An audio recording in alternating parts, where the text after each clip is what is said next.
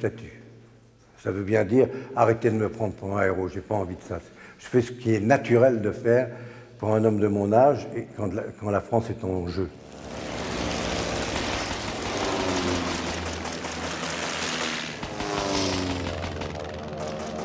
À la fin de la guerre, il formera le trio le plus victorieux de l'aviation alliée, avec René Fonck et Georges Guilmer. En attendant, il accède au titre envié d'as des as et entre vivant dans la légende. Ce sont encore des guerres de chevaliers. Monter dans un avion de chasse, c'est se montrer torse nu à l'adversaire et se battre à la loyale avec lui.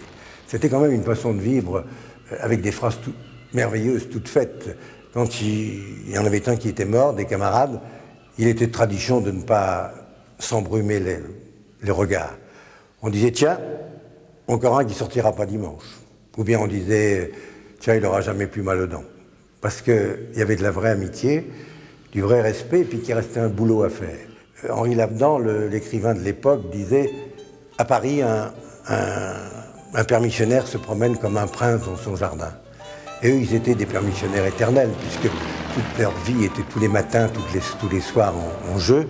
Et quand ils avaient remporté une victoire, ils allaient s'en flatter et vérifier que la machine fonctionnait bien, que l'homme était toujours l'homme, que les femmes, le plaisir, les paillettes, la gloire de Paris pour laquelle ils étaient prêts à mourir tous les jours, leur montaient aux narines.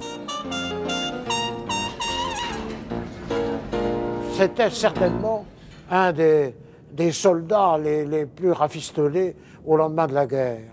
En 1920, il annonce à mon grand-père qu'il veut traverser Paris à la nage. Mon grand